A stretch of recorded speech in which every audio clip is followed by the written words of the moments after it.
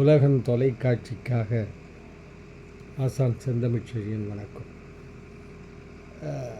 மருத்துவ அங்காடி, நான் எல்லாத்தையுமே அங்காடின்னே சொல்கிறேன். ஏன்னா இந்த உலகத்தில் அங்காடின்னா தெரியும், கடை விரிச்சாச்சு.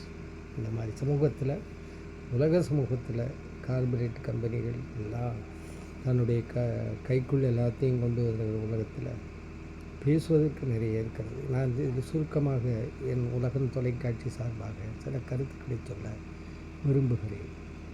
அதாவது, ஒரு தாய் நோயால் துன்பப்படுகிறார், ஒரு தனையன் பரிதவிப்போடு வருகிறார். இது புதிதல்ல. உலகத்தில் கோடிக்கணக்கில் இருக்கும், பல கோடிக்கணக்கில் இருக்கும். இந்தியாவிலேயே கோடிக்கணக்கில் இருக்கும், லட்சக்கணக்கில் இருக்கும் தமிழ்நாட்டில் கூட. இதெல்லாம் இயற்கையை வென்று யாருமே இருக்க முடியாது.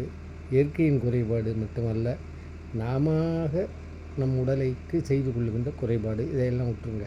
இங்கே இந்த மருத்துவர் கொலையில் நல்ல காலமாக அவர் உயிர் பிழைத்து கொண்டார். அந்த அம்மாவும் பரவாயில்ல. அந்த பையன் இந்த அளவுக்கு செஞ்சுருக்கிறது சட்டப்படியும் தப்பு, நியாயப்படியும் தப்பு. பொதுவாக செய்தது மிக தப்பு அல்ல, பெரிய குற்றம். எனவே குற்றம் இழைத்திருக்கிறார், அதுக்குரிய தண்டனை உண்டு.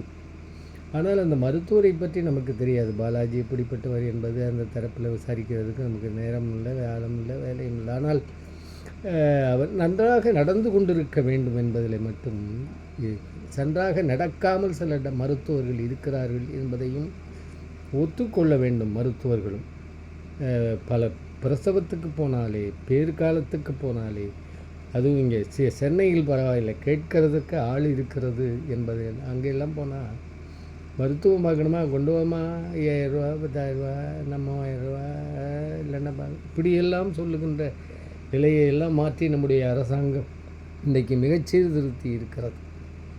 ஒரு மருத்துவமனையே ஒரு பாலியல் தொழில் மன்மமாக மாறியதை மேற்கு வங்கத்தில் பார்த்தோம். வன்கொடுமைகள் நடந்த இதங்கள், கற்பழிக்கப்பட்டது, இதெல்லாம் பார்த்தோம். அதுவும் எப்படி ஒரு புரட்சி பெண்ணாக கருதப்படுகின்ற அந்த மாநிலத்திலேயே இப்படி நடந்திருக்கிறது என்றால், இதில் ஒருத்தர் மட்டும் மக்கள் மட்டும் காரணம் இல்லை, மருத்துவர்களும் காரணம்தான். அதில் சந்தேகம் இல்லை. ஏன்னா மருத்துவர்களும் மக்கள்லேருந்து போகிறவங்க தான். அடுத்து பல மருத்துவமனைகளில் சாமி மேலே பால் எடுத்து ஊற்றிக்கிட்டு இருக்காங்க, குடமாக பசுமாட்டை காப்பாற்றுறான். ஆனால் குழந்தைகளுக்கு அந்த உபகரணங்களை வாங்கி வைக்கக்கூட முடியாத, கையாலாகாத மாநிலங்கள் இருக்கிற நிலையில் இன்றைக்கு நம்முடைய தமிழக அரசு பொதுவாக இந்த 50 ஆண்டுகளில் மிகப்பெரிய முன்னேற்றம் இருக்கிறது. நம்முடைய முதல்வர் திராவிட மாடல் என்று ஒன்றை சொல்லி இந்தியாவிலேயே மிகச்சிறந்த ஒரு மருத்துவமனையை உருவாக்கி வைத்திருக்கிற பெருமையை செய்து கொண்டிருக்கிறார். அதில் இருக்கிற நம்முடைய மக்கள் நல்வாழ்வுத்துறை அமைச்சர் மா சுப்பிரமணியம் அவர்களை பற்றி எனக்கு நன்றாக தெரியும். அவர் எவ்வளவு பெரிய உழைப்பாளி, எவ்வளவு திறமைசாலிங்கிறது. ஒரே நான் ரொம்ப நிறைய இருக்குது. பொதுவாக சொல்லப்போனால், ஒரு உயிரை கொண்டு போகிறோம், ஒரு நோயாளியை கொண்டு போகிறோம். அவர் ஒரு உடல்நிலை ஏற்றுக்கொள்ள முடியாத நிலை இருக்கும். மருந்துகள்லாம் கொடுப்பாங்க, உடல்நிலை ஏற்றுக்கொள்ளாது. தனியார் மருத்துவ அந்த நிலையிலே கொடுக்கும்போது இறந்துட்டாங்கன்னா உடனே உணர்ச்சி வசப்பட்டு மருத்துவரை அடிப்பதே தவறு, தட்டி கேட்பது தவறல்ல. அது ஐயா அப்படி இருக்க கேட்கணும். அவர் கேட்காத போது, அல்லது ஒரு மோசமான மருத்துவர்களும் உண்டு, இல்லைன்னு சொல்ல, மோசமான நோயாளிகள் தான் கத்தியால் குத்தியிருக்கான். இந்த பெரிய தகராறு நடந்ததுக்கு காரணம் 2 பேருமே கதையில். ஆனால் மருத்துவர் எப்படிப்பட்டதுன்னு தெரியாதெல்லாம் விட்டுருவோம். ஒரு அனுபவத்தை மட்டும் சொல்லிவிடுகிறேன். நாங்கள் முதல்ல எனக்கு பாதிக்கப்பட்டு ஒரு தனியார் மருத்துவமனையில் சேர்த்தேன், பேரை சொல்ல விரும்பலை. கிட்டத்தட்ட 2 நாள் வைத்திருந்து எல்லா மருத்துவங்களையும் சும்மா தேவையில்லையோ செய்து என்னை லட்சக்கணக்கில் என்னிடமிருந்து பிடுங்கி விட்டார்கள். கடைசியாக ஒரு மாதிரி தப்பிச்சு வந்ததே போதும்னு ஆயிட்டுது.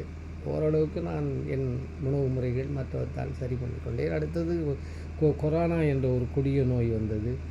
அந்த நேரத்திலே நான், துணைவி, எல்லோருமே துன்பத்தில் ஆழ்ந்து நோயால் பாதிக்கப்பட்டோம். அப்போ நல்ல காலமாக என் பையனை மட்டும் இயற்கை விட்டு வைத்திருந்தது. கொண்டு போய் கிங்ஸ் மருத்துவமனைக்கு பண்ணோம். நேராக வந்தது. அப்பொழுது கூட எங்களை கொண்டு போய் தனியார் மருத்துவமனையில் சேர்ப்பதற்கு அவர்கள் அங்கே நின்றவர்கள் ஊழியர்கள் எல்லாம் கூட்டு சேர்ந்து தனியார் மருத்துவமனை பெயரை சொல்லியே அங்கே கொண்டு சேர்க்கணுங்கிற முயற்சியெல்லாம் நடந்தது, இல்லைன்னு சொல்ல. ஆனால் அதிலிருந்து அதெல்லாம் நமக்கு போனால் என்ன நடக்கும், மருந்தே கொரோனாவுக்கு கண்டுபிடிக்க முடியாத நிலையில் சிலவற்றை கொடுத்து விட்டு 30 லட்சம் 40 லட்சம் வாங்கிய மருத்துவமனைகள், கொள்ளைக்கூடங்கள் அவைகள் எல்லாம் இருக்கின்றன. எனவே சமூகமே இப்படி ஒரு மோசமான. அப்போ கிங்ஸுக்கு போனோம், அங்கே நடந்தது மட்டும் சொல்லிடுறேன். மிக மிக மிக மிக அருமையான மருத்துவர்கள், அருமையான தாதியர்கள், அருமையான ஊழியர்கள், சிறுநீர் மலம் முதலியவற்றை கூட சகித்து கொண்டு மூட்டை மூட்டையாக சுமந்து கொண்டு சென்று குப்பை தொட்டியிலே போட்ட இந்த ஊழியர்களையும் நேரம் தவறாமல் வந்து இத்தனை மணிக்கு இந்த மருத்துவர் வருவார் என்ற அறிவிப்பும் தாதியர்கள் மூலமாக அறிந்து நாங்களும் தயார் நிலையிலே இருந்து அவர்கள் அதே நேரத்துக்கு வந்து எங்களுக்கு அந்த கொரோனா மருத்துவம் அவர்கள் மிக மிக மிக மிக அரசாங்கமும் மிக முனைப்பாக நின்று நம்முடைய தமிழக முதல்வர் முத்துவேல் கருணாநிதி ஸ்டாலினாக இருக்கட்டும், மா சுப்பிரமணியமாக இருக்கட்டும், இவங்கெல்லாம் வந்த பிறகு இன்னும் சிறப்பாக இருந்தது. அதுக்கு முன்னாடியே ஒரு பரவாயில்லைன்னு தான் சொன்னாங்க, சில குறைகள் இருந்தாலும். இவர்கள் வந்த பிறகு அங்கேருந்து பார்த்திங்கன்னா அந்த நேரத்துக்கு மருத்துவர் வருவார், கனிவாக பேசுவார். அப்படி தான் எல்லா மருத்துவர்களும் ஏதாவது கற்றுக்கணும்னா இதை கற்றுங்க. கனிவாக பேசுவார், அதிலே பாதி நோய் குணமாகும். இந்த நாய் மாதிரி விழறவன்லாம் இது மாதிரி சிலதை அனுபவிக்கணும். அது என்னன்னு தெரியாது. பல நேரங்களில் கோபம் எல்லாருக்கும் தான் வரும். மருத்துவர்கள் மட்டுமா இப்படி இருக்காங்க?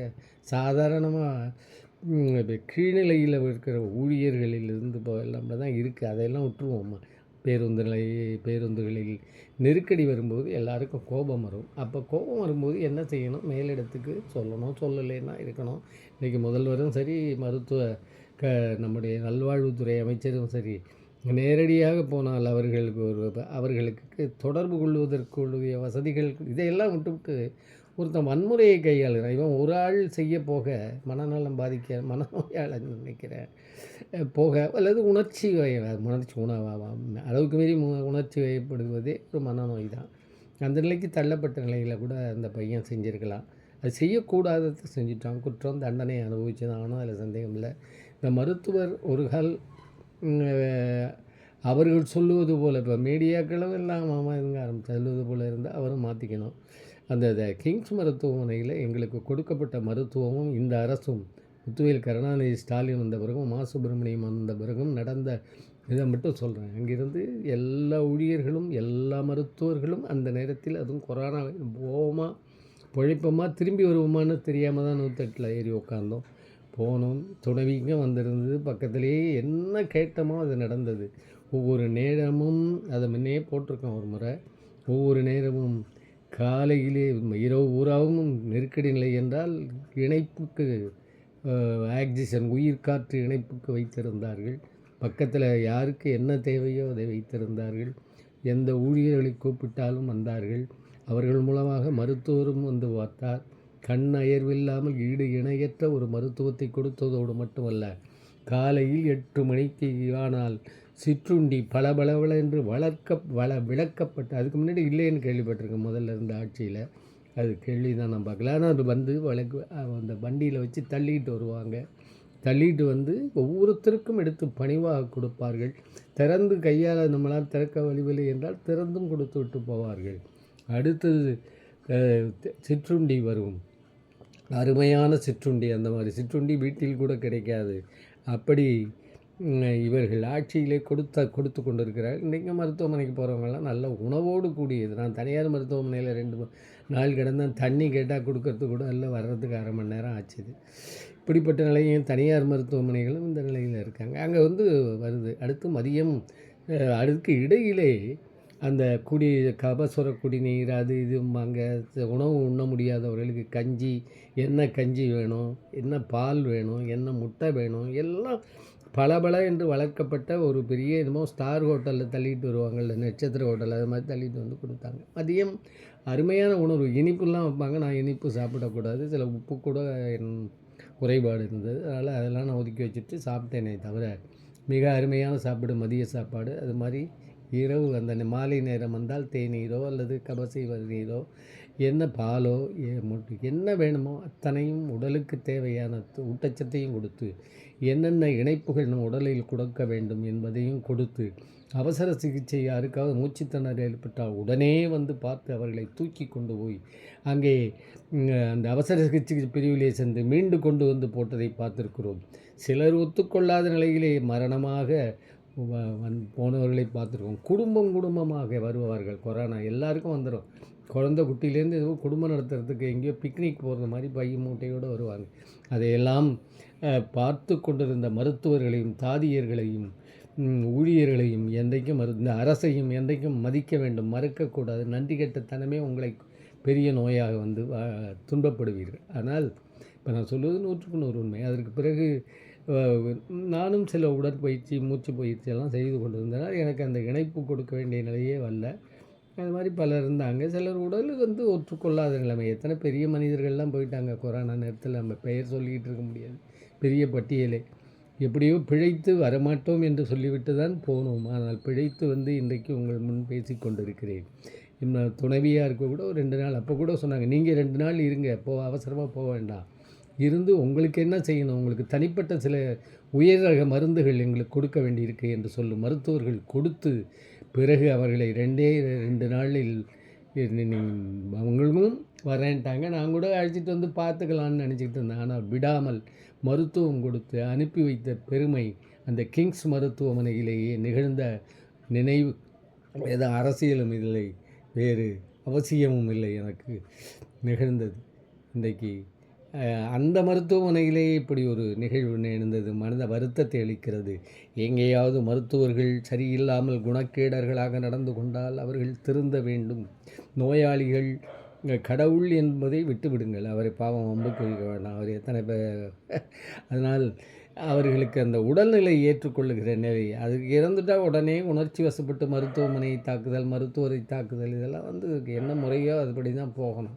போகும்போதே அடிபட்டு போயிடுறீங்க.